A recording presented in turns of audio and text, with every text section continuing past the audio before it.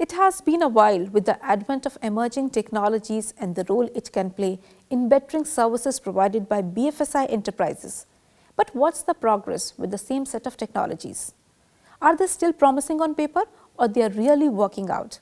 This fireside chat will be all about nitty-gritties of mastering the emerging technologies for future in the Indian BFSI domain and how finance CIOs are planning the rollout of these emerging technologies across different functions. I would like to invite Amol Dethe, editor ETBFSI, to moderate the fireside chat on the topic Mastering the Emerging Technologies for Future.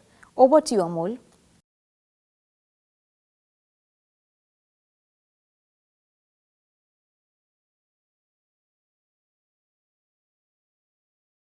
Hello and welcome to ETBFSI CXO Conclave. And we are going to discuss mastering the emerging technologies for future in this fireside chat. And my guests today for this session are Mr. Anup Purohit, CIO, Yes Bank, and Mr. Anand Ganapathy, Senior Director, Enterprise BFSI India, Dell Technologies. Gentlemen, welcome to the show. Pleasure. So, Anup, I will start with you first. The BFSI sector has always been at a forefront when it comes to digital, and banks specifically have adopted tremendous digital technologies in last 7 to 8 months.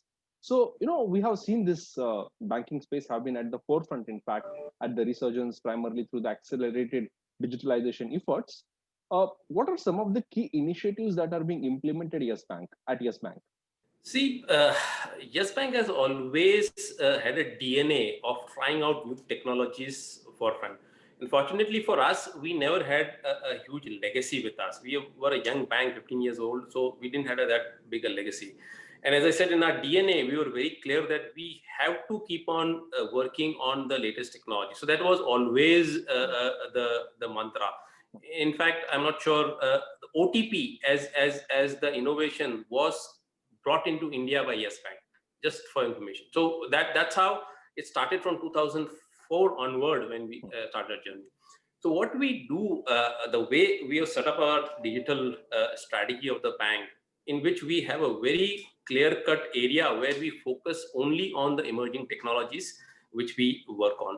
Whether you call as an API, we were the first ones, whether you call it a microservices, whether you call it a Hadoop, whether you call it blockchain, whether you call it a SIMSE Pay, you name it, we pick up the technology and then we marry it with the business use case and then ensure that we roll out for our customer adoption. So that has been a mantra.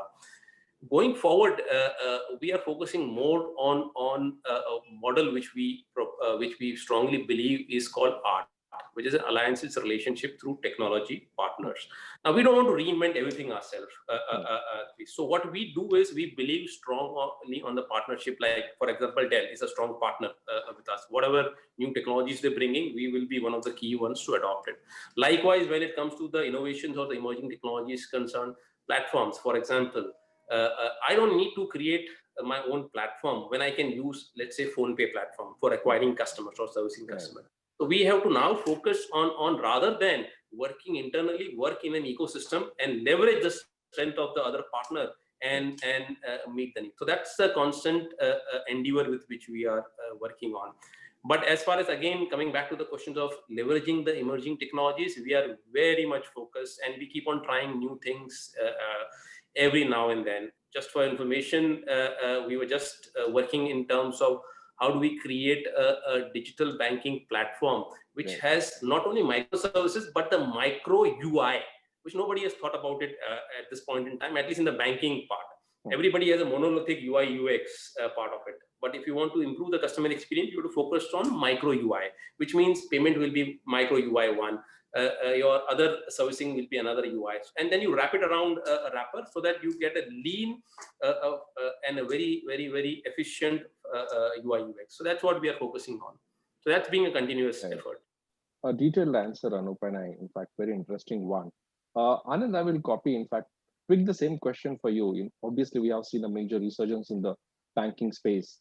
What are some of the key initiatives that you are, being implemented across various banks in India? Banks are going by banks, most organizations, but banking being a very technology-driven business, they are at the forefront of adopting technology, right? And as they adopt technology, obviously data is coming into play, and there is a need for agility because Like he said, there's micro UI that Anup wants to implement. Now the fact is that's an idea which got to get out in the market fast enough, so that they get that first mover advantage. So one of the things that banks are really focusing on is this whole concept of agility, right? Now agility can be in terms of microservices implementation, or in terms of how you do your application modernization, take out monoliths, bring them into small microservices. That's one form of agility. The other form of agility is in terms of the core infrastructure itself. Now, if a bank the size of Yes Bank or any of their peers had monolith infrastructures which were custom built for one application, this initiative of theirs, they couldn't make it run tomorrow morning. And there is also this concept of trying to make the whole infrastructure within their system very agile, so that initiatives like this can be moved out fast to the market without compromising the integrity of data. If you could say I can go put it on the private cloud, but some of these things have confidential customer data. They may not be comfortable doing it right now. Not saying it won't happen, but they may not be comfortable doing it right now.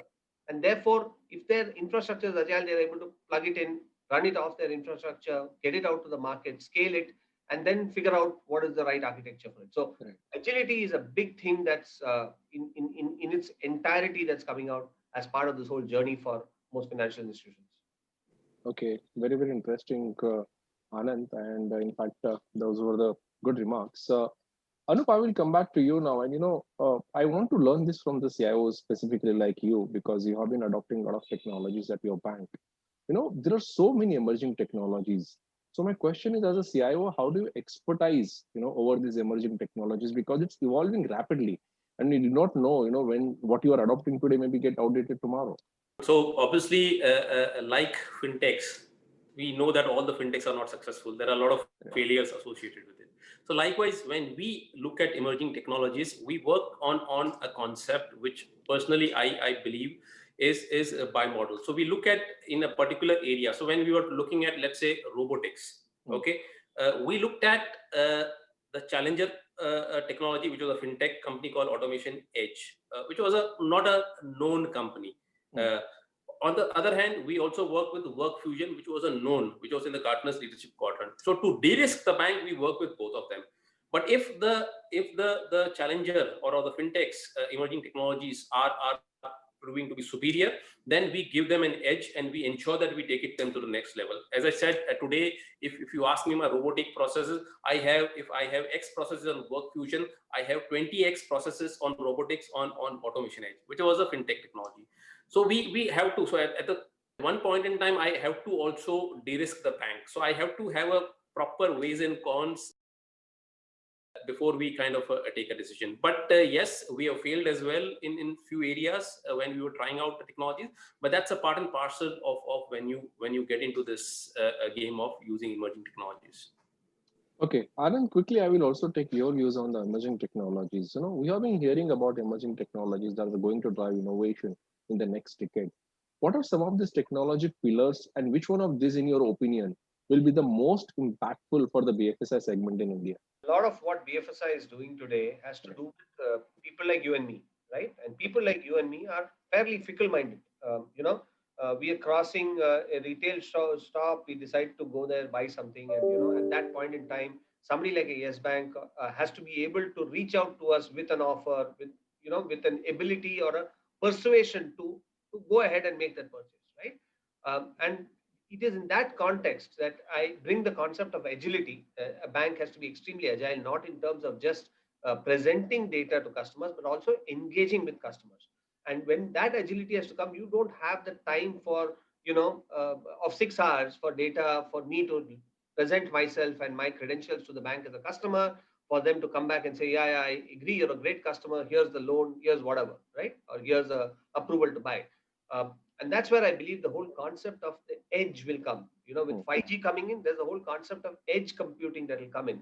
And what we foresee is that a lot of the processing and approval processing and all of that happens in central data centers of banks, a lot of that thing where you need to connect and be able to confirm something to a customer, basis which they'll take a decision, will be done at the edge. There will be possibly a cloud of data centers that will come up close to one in Ghatkopar, one in Navi Mumbai, from where you, depending on your geolocation, your data is going to go there, and depending on the service a bank or a bank ties up with the telco or a bank ties up with the fintech, there's going to be a service there which is going to enable the bank to revert to you extremely fast so that you can take your decision. The bank gets a customer, you get to make the procurement, the buy that you really need to. So my view, the concept of agility in the next 10 years, banks are going to use technologies which have to do with the edge, with 5G, a combination of edge, 5G, and something around the geospatial location. Combine that and present a viable individual product to the customer. It's not going to be a product they're going to give to everybody. It's the market of one that they are possibly going to reach out to. And that is absolutely right, Anand, because earlier the thought process was that you pitch it to a segment of customers. Today, an individual is a segment. Shashank is a segment for me as an individual, and likewise, Anand is a segment for me. So that personalized experience is something which we plan to give to the customer, and that's what the engagement is referring to about. So it's a real combination of geolocation, edge computing, analytics built in. I'm able to receive his geolocation. I come out with, okay, I have offers in these vicinities. I immediately marry to and immediately throw him by push notification that next is an Alan Solly shop, and go and buy a shirt. You get a 20%, 30% discount. That is what we are looking at. And this should happen, as you said, not 5-6 hours. This should happen in less than a couple of minutes, I would say. That should be the pitch which we should be looking at. And that will be feasible when, as you said, 5G comes in, edge computing comes in, our customer has to give consent of sharing the geolocation, so data privacy comes in. So all those things combined together will give a user experience, and more engaged customer will feel with the banks. Anup, do you want to also add some user experience or a case study here? Because now, I'm sure you must have adopted a lot of technologies. And if I say which are the emerging technologies, I'm sure half of them you must be there at your bank. So when you say now, everything is possible and creating a different lifestyle for a customer, do you want to share some case study with you? Like what exactly are you doing and what exactly do you intend to do? In terms of, if we talk about, yesterday you would have heard that we launched something called as a Yes Premia along with our loyalty program. Now, loyalty program, lots of organizations have this reward points concept which they have. But the sad part of it is they want to give reward point, but they don't want customer to use those reward points. That is where those banks make money.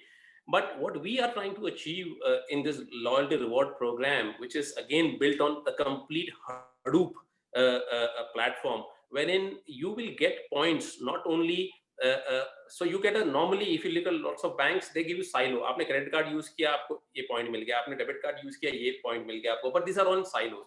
What we are going to do is we are going to create a bouquet of points, and those can be redeemed anywhere and everywhere. You want to pay the bill using Yes Bank, you redeem it. You want to you want to pay premium for your insurance, you can use those points. You want to do so. Those are kind of an experience and engagement which we are trying to build, and that not build. We already built and we are rolling it out to our customers. We rolled it out yesterday to our customers on that. So you get a real usage of the reward points, and customer feels really delighted that okay, an insta gratification of their reward points they are able to see. So that's a one simple example. Likewise, I was referring to you in terms of a lot of things which we are focusing on the retentions front. So while we keep on giving loans and we keep on getting deposits, how do you use machine learning and analytics to ensure that the funds which you have are retained in the bank and not going out of the bank for unwarranted use, in terms of not from the risk point of view, but losing the fund. So if Anup Purohit has 2 crores deposit in the bank and he's not transferring to his ICICI bank account for the sake of simplicity. So those kind of rule engines and analytics which we are building, so that the respective RMs are able to talk to the customers and able to retain the fund. So one is to get the new customer and get the new deposits, but it is equally important to retain the deposits and the funds. Nobody is focusing on that in peer organization. So that is where we have to start focusing. How do you retain? Similar to loan, people are doing the BTs, balance transfer from one bank to another bank. How do we ensure that the bank who already is your lending bank is able to retain you as a customer without moving, jumping around. The customer today, the loyalty of the customer, all said and done, has reduced. If you look at the graph, it has significantly come down in last so many years. And that will continue to be the similar manner. So it is important on the banks to build the technologies which are not only able to acquire new customers, but able to retain the new existing customers to the bank. So multiple such examples which we can share. Right. And I can see that most of the banks are going ahead with partnerships, in fact, huge partnerships. Absolutely. Just to add, we are building something while we were the leading in the API banking. We are now creating a platform called API Hub. Now, API Hub is a platform wherein the fintech can come and register themselves. So to give a simple classic example, let's talk about Tally. Tally is used by many cooperative societies for their billing, many SMEs for their accounting services. So Tally is a package for accounting services. Now, the way we are now using is we have integrated Tally with Yes Bank's current account or savings account. So for example, you are an SME customer. You are an SME customer and you want to receive money from some of your customers. In which case you will not have to come to Yes Bank. You can actually pass your voucher entry in your Tally, and integration with Yes Bank account which you have, it will go and collect the money and show an entry back into your Tally. Likewise, if you have to make a payment to your suppliers, you just create your entries and it goes in. So that integration has been created. This is a wow factor from the SME point of view, and it also kind of creates a stickiness relationship with us. So likewise, this was just an accounting services I'm talking about. But if you have things like HR services, payroll services, so if you are an SME with 20 employees, you don't have an HR system, you tie up with, let's say, Zinc HR, for example, and if Zinc HR is integrated to the bank, the payroll process becomes seamless. If you have a salary account of your SME organization with Yes Bank, using Zinc HR, everything becomes seamless. So you don't need an HR partner in the SME organization because everything is taken care. So these kind of a unique offering, which will create a stickiness on that, whether it's a taxation, whether tax payment, whether it's an accounting services, whether it's an HR services, whether it's a payment services, you actually integrate with, we are integrated with the fintechs companies. And this bouquet of offering along with the Yes Bank account services, banking services, we are taking it to the customers from that. So that customer can directly use HR. I don't need to go and sell HR services, but if they have a Yes Bank account and Zinc HR, they will be able to work seamlessly with payroll. Similarly, with the Tally or with the Numbers who provides the taxation services, or Signet who provides the GST services. So many such use cases to create a stickiness. Right, Anup. In fact, good that you shared this, used case, and case studies, because that actually helps participants and people to understand in a more better way. Anand, in last couple of months, obviously every BFSI company has been adopting digital and evaluating it, but in last 6 to 7 months, they were really aggressive. Not just for agility and scalability factors, but there were so many other factors as well. So Anand, what I want to learn from you is, CIOs across segments and especially in the banking sector have been leaning towards IT as a service. What are you doing in this space specifically, you or other tech companies, in fact, to enable banks to continue innovating in these times? So in these times, see, challenged as the times are, cash is king. Everyone wants to conserve cash, and rightly so. Things have changed in the last 1 quarter, but 2 quarters ago, the situation was not what it was. And a lot of our customers, while we strongly believe and propagate the point of view of a multi-cloud, where we believe that customers will use different cloud services, and there will be a place for private cloud or in-house IT, if I may call it that way. But everything that Anup spoke of are brand new services. If I were to go and try and build all these services and set up the entire infrastructure, that's sometimes it does become difficult, because all of this will need a lot of infrastructure and underlying platforms to be able to support this. And this, while they are putting up these services, they're not sure of the load that's going to come out. They're going to try out tens and hundreds of these services. Some of them will succeed, some of them may not. It doesn't make sense to set up this platform for it. What we have done, therefore, is we understand the pain of customers like Anup, and we said, yes, first initially we went to them and said, let's create a private cloud. But really a private cloud is a capex investment of fairly large nature. Customers are committed to paying us money. Then we said we got to make, why don't you go to the cloud? And obviously there are data privacy issues where not all kinds of data you can take it to the cloud. There are issues of getting the data back. There are issues of latency, and those issues exist. So what we've done is we've launched something called Project Apex. Now, what is Project Apex? Project Apex is a simple way of allowing customers to consume IT in their data centers, but consume it as a cloud. So it's like a cloud service provider sitting inside your data center, and you are using it and paying for it like you would pay for a cloud service. So you pay for it per VM per hour, per terabyte per hour, or whatever it is. There are of course some commitments there in cloud contracts as well, and that's the way we believe that the future is going to be. The future is going to be IT will be consumed more and more as a service, and it will be consumed as a service in-house and from external sources like the large cloud service providers that exist, and that is where we see the balance. So that's a big thing that we are bringing out on the table. It's been launched in India. We've got our first few customers already on this service, and we believe that that is taking cloud home, and we will become the partner who will take on the risk, because customers are also saying, it's okay, you're selling me all this, but take on the risk along with us. Participate in this journey. This is our way of also taking on some of the risks that customers have in all this innovation that they're doing. So that's one view that I have. Right, Anand. In fact, you gave me a lead to the next question. Anyway, I wanted to ask that, which was about cyber threats and everything, and you mentioned about the risk. So I would like to cover risk aspects. And Anup, I will come to you. If you could, answer this. Cyber threats, if you look at it, have been on a rise since couple of, what you can say, years. And it's a big factor for all the banks, because there are so many instances where banks have lost a lot of money. So how are banks ensuring that the critical data is being secured across edge to the core, to the cloud? Innovation, the digital innovation and the security goes hands in gloves. You can't think of one without ignoring ignoring the other one. It's not possible.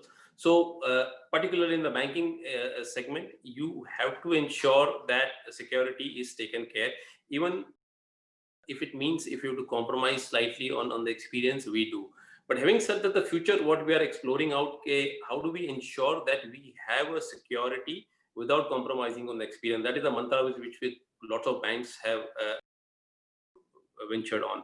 Now, when you say data security part of it, so today, I'll tell you from Yes Bank's point of view, probably one of the few banks I would say who has lots of critical business applications onto the cloud. For example, my entire statementing system for customers, retail and the corporate, is sitting on the cloud. I'm the only bank today. Insurance companies are there in that space on the cloud. I'm the only bank who is actually hosting its data. The way we are ensuring the security is obviously we have to ring fence area. One of the key things what we do is that we ensure that the ingress and the egress of the customer entry is through single gate. If you are able to allow it through multiple channels, then you have a risk of you can't monitor the multiple gates. So that is the one basic thing. What you have done is, even though we are on the cloud, our access point and to access and take the data is single, so that we are able to monitor that well. We have adequately capacitized those gateways, and we have put up a necessary controls and risks around. So for example, to give you a simple case, the APIs, I'll take a classic case wherein we have integrated core banking of Yes Bank, banking services, payment services, collection services with the ERPs of the corporates. Let me take a simple example of Ola. Okay, so Ola does close to 4-5 lakhs transactions of their driver payment through us from his ERP system. So we have integrated. Now, the way we have integrated is there are various security controls we have put in without compromising on the speed of the transaction. So just to give an example, Ola does, their expectation is they will do 3 lakhs transaction and we have to settle in less than 30 minutes, which means we are talking about at least 400, 500 TPS conversation. Now, the way we have built the security is there is a whitelisting of from where Ola is coming in. There is something called as a client access secret code. there is something called as an LDAP authentication. There is something called as we have an ESB layer wherein we have put in additional control. But all these 7 layers of security control, one thing is common, that we will not kind of delay or hamper the performances of the payouts.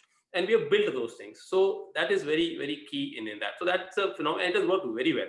It has worked very well. There are in times we have keeping the securities and putting in, for example, Dreams 11. So Dreams 11, the first 30 minutes of the IPL, there is a huge volume generated by Dreams 11 because everybody forms their teams, exchange happens, and everything relates into a transaction.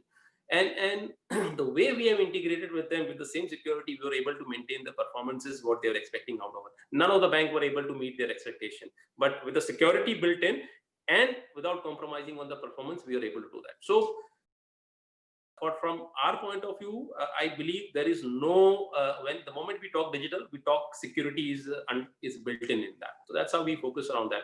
Now, in terms of the tool sets and all, I don't want to get into the tool set, but we have built a very robust architecture of technology, whether it's an entry through API or whether it's a gateway at data power or whether it's firewalls which we have built in a sandwich model. So all those controls we have built in a particular manner. But again, keeping one thing very clear, we will not compromise on the performance or from the customer experience point of view. At the same time, we will not compromise on the security parameters. That's very difficult to achieve, but we've been able to achieve it so far, I will tell you. Right, Anup. Anand, I will take the same question with you. And like you said, the companies and the customers are also asking us to take the risk forward. So, what are the tech companies, doing here? How can tech companies support, providing a great security infrastructure to the banks and the BFSI companies? I'll take off from one comment that Anup made. He said digital means security, right? He made a comment of that nature. Now, everything that he's talking of has to do with data and data flow. Fundamentally, that's what he's saying. And we know the layers through which data flows. Our approach as Dell Technologies, our approach to security is at every layer, right? The machine that I'm talking to you from is completely secure. If somebody managed to get hold of this machine, there's no way they'll be able to access anything from this machine. It's encrypted, it's taken care, there's AI-based security built into it, all of that happens. And as we go into each layer, whether it's in the storage, whether it's in the network, whether it's in the compute systems, there are software pieces of security that are built in, which make sure that while Anup's systems, the application systems are taking care of security at a logical level, we are taking care of security one level below at the infrastructure level. We're making sure that the infrastructure part is extremely secure. In a data center, for example, we always worry about security of data moving in and out of a data center. So you have firewalls, you have all those traditional ways of implementing security. We are also worried about data that's moving within the data center. How do I make sure that the data moving between two servers is secure? Because we have wireless networks, somebody can connect onto it, somebody can find a way to intercept the data while it's moving between two servers and right. Split nanosecond of time. We have through VMware, we have technologies like NSX, which Anup also has implemented in his bank to make sure that the data that's moving between two systems is encrypted. So security for us is an all-pervasive aspect, whether it is edge, whether it is core, whether it is in the cloud. We will make sure that data is wraparized, is encrypted, is secure, is protected, because at the end of the day, that is your IP. For any organization, data is your IP, and we look at it that way. All right, gentlemen. In fact, I wanted to take some more questions, but time is up. I didn't realize how the half an hour has passed. But thank you so much, Anand and Anup, for sharing remarkable insights on the emerging technologies and how the future is for the banks and the BFSI companies. Thank you so much, gentlemen, for sharing your insights. Thank you, Anup. Thank you, Amol.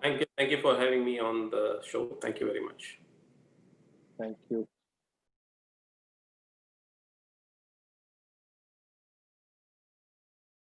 Thank you, gentlemen, for deep delving into the topic. Let's take a short break and visit the expo area. And don't forget to tweet about this event on social media using the hashtag ETBFSI CXO. Stay tuned.